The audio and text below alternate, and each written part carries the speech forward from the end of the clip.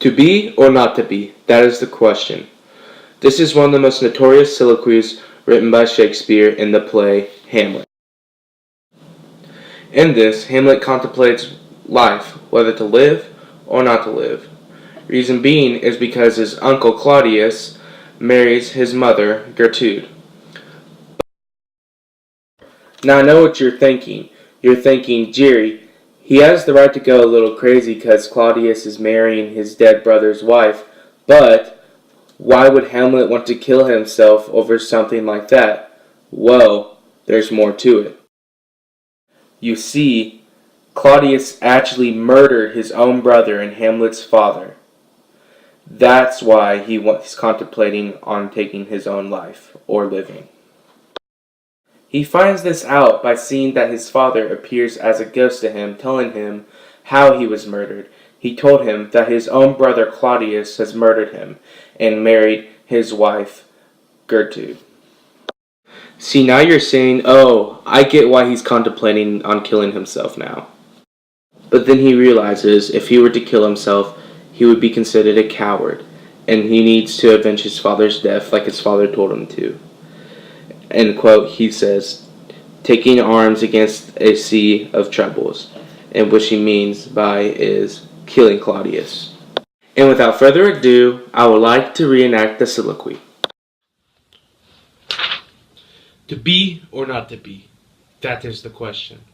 Whether 'tis nobler in the mind to suffer, or to take arms against a sea of troubles, and by opposing in them, to die, to sleep, no more, and by sleep to say we end the heartache, in the thousand natural shocks that flesh is hired to. 'Tis a consummation devoutly to be wished, to die, to sleep, perchance to dream.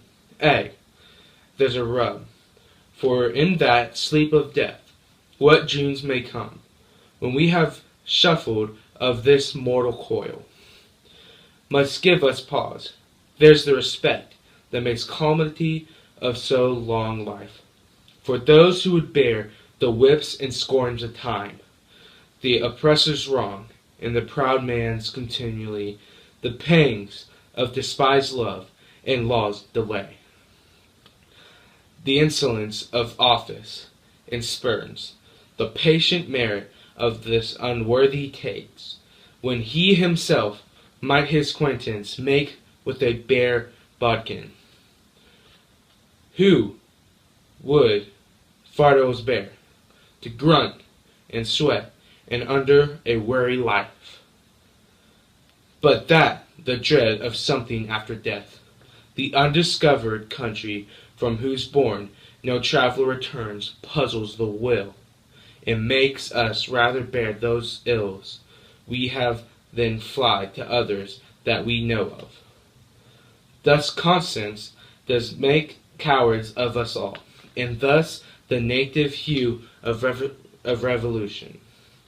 It sickles o'er with pale cast of thought, and enterprise of great pitch and moment, with disregard the currents turn awry, and those lose the name of action. Soft you know the fair Ophelia, ninth, in thy origins, be all my sins remembered. Thank you for watching and have a wonderful day.